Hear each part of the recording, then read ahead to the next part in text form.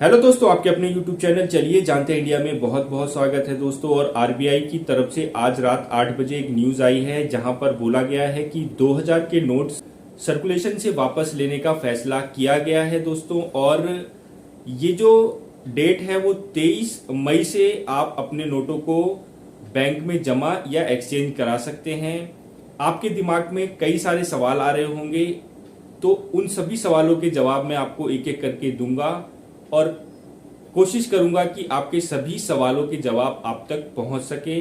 और अगर कोई सवाल आपका है जो कि यहाँ पर आपको जवाब नहीं मिल पाया है तो कमेंट बॉक्स में जरूर कमेंट करिएगा, उसका जवाब आपको मिलेगा। पहला सवाल जो है, 2000 रुपए मूल्य वर्ग के बैंक नोट वापस क्यों लिए जा रहे हैं?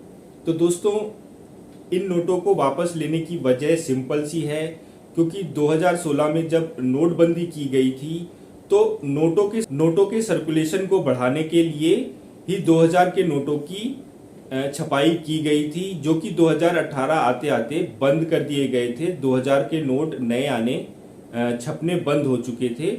और आप देख ही रहे थे कि कुछ समय से 2000 के नोट एटीएम ने भी बंद कर दिए थे देने से। तो यानी जो भी नोट मार्केट में थे और बैंकों में जा रहे थे वो वापस नहीं आ रहे थे। अगर हम आरबीआई की बात करें तो ये क्लीन नोट पॉलिसी के तहत किया जा रहा है। तो दोस्तों, दूसरा सवाल आता है कि क्लीन नोट पॉलिसी क्या है? ये पब्लिक को अच्छी क्वालिटी के नोट उपलब्ध कराने की एक पॉलिसी है आरबीआई की, जो कि मुझे समझ में नहीं आई। तीसरा सवाल जो है, क्या 2000 का नोट है वो लीगल टेंडर बना रहेगा?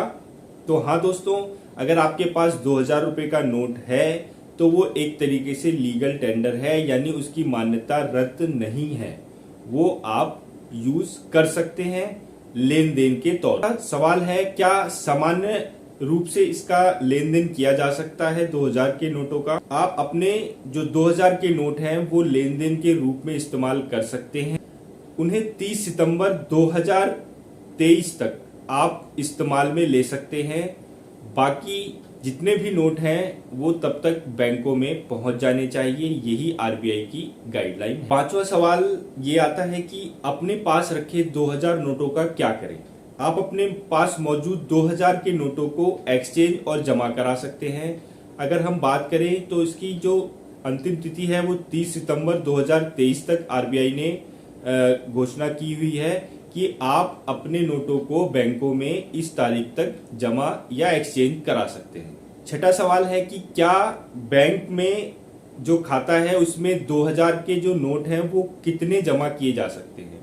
तो दोस्तों, केवाईसी अगर आपकी अपडेटेड है और साथ ही आपकी जो भी बैंक में लिमिट है लेन देन की एक दिन की, उस हिसाब से आप अपने पैसों को जमा करा सकते हैं। इसकी कोई भी लिमिट नहीं तय है, वो आपके खाते के ऊपर डिपेंड करता है। चाहे वो 2 लाख हो, 5 लाख हो, 10 लाख हो, आप जमा करा सकते हैं रोज या 30 सितंबर तक कितनी भी बार आप जमा करा सकते हैं।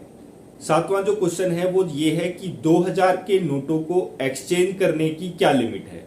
दोस्तों, 30 सितंबर तक आप रोज के 20,000 रुपए के नोट को एक्सचेंज करा सकते हैं।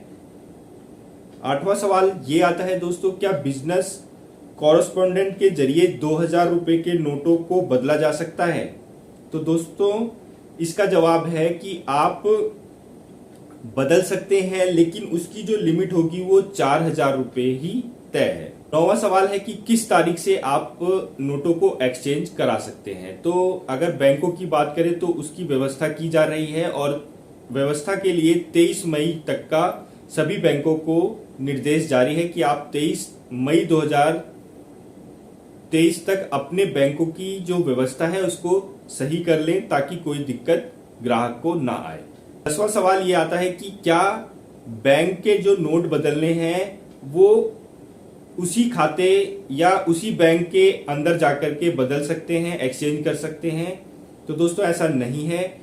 अगर आपके पास 20,000 रुपए हैं, 2000 रुपए के नोट हैं, तो आप किसी भी बैंक में जाकर के उसको बदल सकते हैं दोस्तों। उसके लिए आपका उस बैंक के खातेदार होना आवश्यक नहीं है। तो कई लोगों के बैंक जो होते हैं वो ग्रामीण बैंक होते हैं, गांव में होते हैं, लेकिन वो शहरों में कमाने के लिए आए हुए होते हैं। तो अगर उनके पास 2000 के नोट हैं तो किसी भी बैंक में जाकर के एक्सचेंज करा सकते हैं। 11वां सवाल ये आता है कि अगर कोई बिजनेस कर रहा है या किसी और जरूरत की वजह से उसको बैंक में ज्यादा पैसे जमा करने हैं या फिर ज्यादा पैसों की आवश्यकता है, तो क्या वो ज्यादा पैसे जमा करा सकता है? तो बिल्कुल आप जमा करा सकते हैं। अगर आप कोई बिजनेस कर रहे हैं और आपको पैसों की जरूरत है तो आप अपने खाते में पैसे को जितना भी आप जमा करना चाहते हैं जमा करा सकते हैं, और उसके बाद जिस तरीके से आपको उस पैसे को विड्रॉल करना है, चाहे एटीएम के जरिए चाहे आप चेक के थ्रू, किसी भी तरीके से आप उसको विड्रॉल कर सकते हैं। 12वां सवाल ये आता है कि क्या एक्सचेंज करते समय नोटों का कोई शुल्क भी देना होगा? तो बिल्कुल नहीं, 1 रुपया भी आपको एक्सचेंज करते समय नहीं देना होगा। क्या वरिष्ठ नागरिक और विकलांग यानी दिव्यांग व्यक्तियों के लिए कोई एक्सचेंज जमा करने की कोई विशेष व्यवस्था होगी? तो दोस्तों इसके विषय पे हम बता दें कि सरकार ने आरबीआई ने निर्देश जारी किया है कि बैंकों को उसकी व्यवस्था करनी होगी ताकि बुजुर्ग और दिव्यांग लोगों को कोई भी परेशानी न उठानी पड़े बैंक में जाकर के। 14वां जो सवाल है कि क्या होगा अगर कोई 2000 रुपए के नोट बैंक में तुरंत जमा ना करा पाए या बदल ना पाए? तो पूरी प्रक्रिया को जनता के लिए सुचारू रूप से सुविधाजनक बनाने के लिए 2000 रुपए के नोटों को जमा करने या बदलने के लिए 4 महीने की अवधि दी गई है। इसलिए लोगों को तय समय के भीतर ही अपनी सुविधा अनुसार इसका लाभ उठाने के लिए जागरूक समय समय पर करती रहेगी इन 4 महीनों पे सरकार आरबीआई। तो आप कोशिश करें कि 30 सितंबर 2023 से पहले अपने सभी नोटों को एक्सचेंज या जमा करा दे बैंक में, तो वो ज्यादा फायदेमंद आपके लिए होगा। वरना आने वाले टाइम पर हो सकता है आपको 2016 की तरह कई सारी परेशानियां उठानी पड़ सकती। 15वां और अंतिम सवाल जो है वो ये है कि अगर कोई बैंक 2000 के नोटों को बदलने या जमा करने के लिए अगर मना करता है तो क्या कर सकते हैं? तो दोस्तों अगर ऐसा कोई भी बैंक कर रहा है तो आपको बैंक में शिकायत करनी होगी। बैंक में पहले शिकायत करें, उसके बाद आरबीआई